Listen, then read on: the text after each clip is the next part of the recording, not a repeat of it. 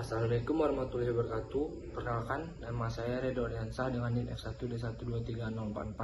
Saya di sini akan mempresentasikan tugas presentasi UTS Hidrogeologi dan Penyaliran Tambang dengan tema peran air tanah dalam perencanaan SAM. Saya di sini mengambil judul jurnal yaitu Analisis Keputusan Hidrogeologi Optimasi SAM pada Sistem Tambang Terbuka. Di sini terdapat peta geologi regional pit node yaitu peta pit yang akan dirancang untuk dibuat SAM, dan peta desain arah aliran air pit node. Studi kasus yang saya ambil dalam presentasi ini adalah pit tambang terbuka yang berlokasi di Kabupaten Tabalong, Kalimantan Selatan, yaitu pit node, memiliki sebuah SAM yang berfungsi sebagai penampung air yang mengalir pada pit tersebut. SAM merupakan bagian yang tidak dapat dipisahkan dalam sistem tambang terbuka.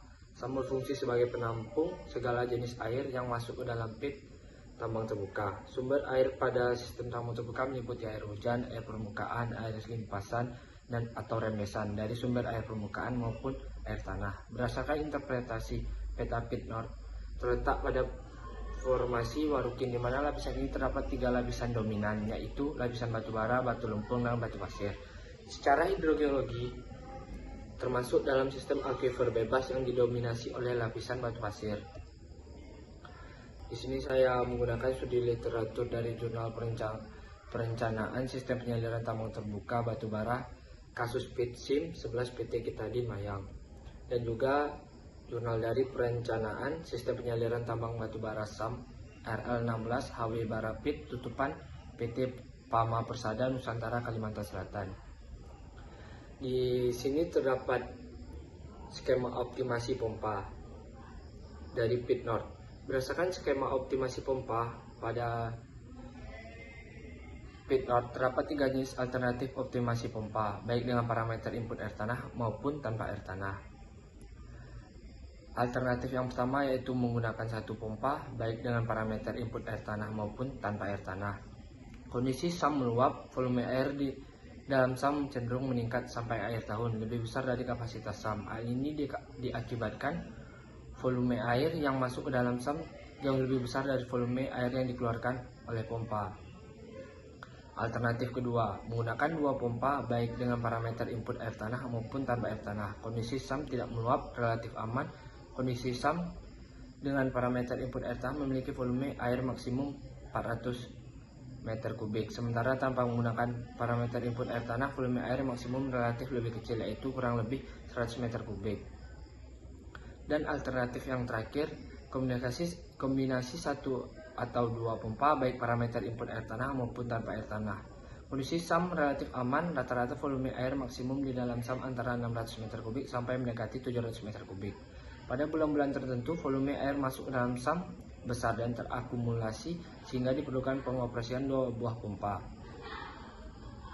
Dari ketiga alternatif yang saya jabarkan, dengan mempertimbangkan volume air yang masuk dan terakumulasi serta jumlah air yang dikeluarkan melalui pemompaan, untuk menjaga kondisi SAM tetap aman dan tidak meluap dibutuhkan setidaknya 2 pompa. Alternatif 3 lah yang merupakan model keputusan terbaik, dengan mengoperasikan 1 atau 2 buah pompa yang disesuaikan dengan cenderungan volume air di dalam SAM.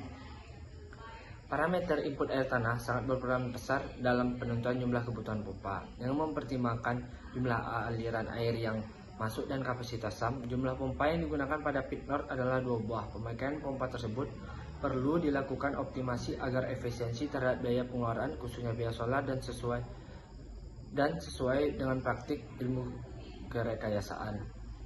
Optimasi pompa memperhitungkan parameter input air, permukaan air tanah, dan air tanah, sehingga didapatkan model keputusan optimasi pompa yang terbaik, yaitu kombinasi pengoperasian 1 atau 2 buah pompa yang disesuaikan dengan debit air yang ada di dalam SAM. Di sini terdapat foto gorong-gorong dan interkoneksi saluran drainase. Saluran drainase merupakan sarana tempat mengalir parameter input air permukaan dan air tanah ke dalam SAM. Pada kondisi percabangan dan persilangan dengan jalan tambang dibutuhkan gorong-gorong sebagai interkoneksi saluran drainase. Gorong-gorong berfungsi untuk mengalirkan air baik air permukaan maupun air tanah yang biasanya berada di bawah akses baik jalan tambang. Interkoneksi saluran drainase dan gorong-gorong menjadi penting guna mengoptimasi sistem dalam sistem tambang terbuka, sehingga permasalahan air pada sistem tambang terbuka dapat diminimalisir dan direduksi. Kesimpulan dan saran dari jurnal yang saya bahas kali ini yaitu yang pertama, kesimpulan berdasarkan analisis dan pembahasan model keputusan optimasi SAM menggunakan alternatif 3, yaitu kombinasi antara optimasi pompa dan interkoneksi saluran drainase dan gorong-gorong. Alternatif ketiga merupakan model keputusan terbaik dengan mempertimbangkan aspek teknis dan ekonomi yang melibatkan fungsi-fungsi dan dalam optimasi model seperti kendala, fungsi objektif, dan variabel keputusan.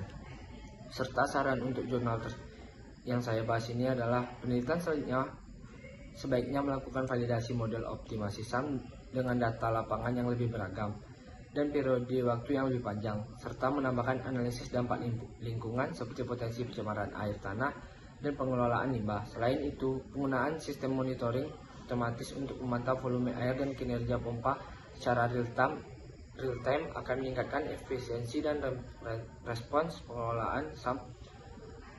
Penelitian juga sebaiknya memperluas analisis ekonomi dengan membandingkan berbagai sumber energi pompa dan melibatkan lebih banyak stakeholder dalam perencanaan serta evaluasi sistem SAM agar hasilnya lebih aplikatif dan berkelanjutan.